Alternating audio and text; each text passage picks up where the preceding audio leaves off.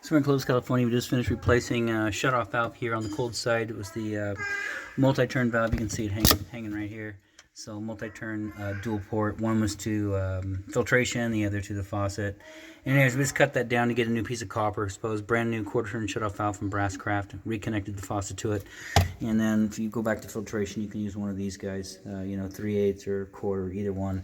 You just take the supply line back off, put the valve on, and we'd install it for you, but we just don't like to see things open like that underneath the cabinet. So anyways, that's new. Water hasn't been turned back on yet. One thing we do want to note is disposal. You can see it's corroded through the mounting bracket. It's stainless steel, so it's just rust, but it's on its way out. Just give it enough time and that thing's going to start leaking real good. So it's already leaking because that's what the rust is from, and I don't know if they didn't get it mounted correctly or whatever, but anyway, so I needed to note that.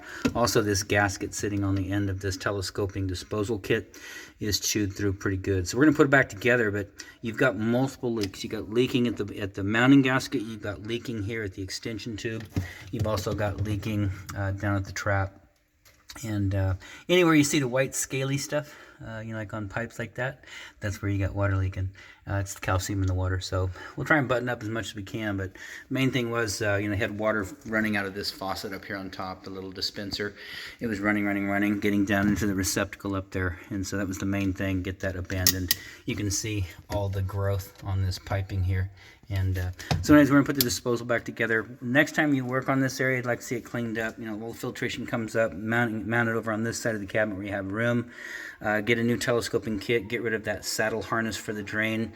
Get a new disposal in here with a new gap, with a new bracket right here, all that. And you can put the disposal on either side. You can put it on the high side, low side. But anyway, so we're going to get this put back together outside of that. This installation is done.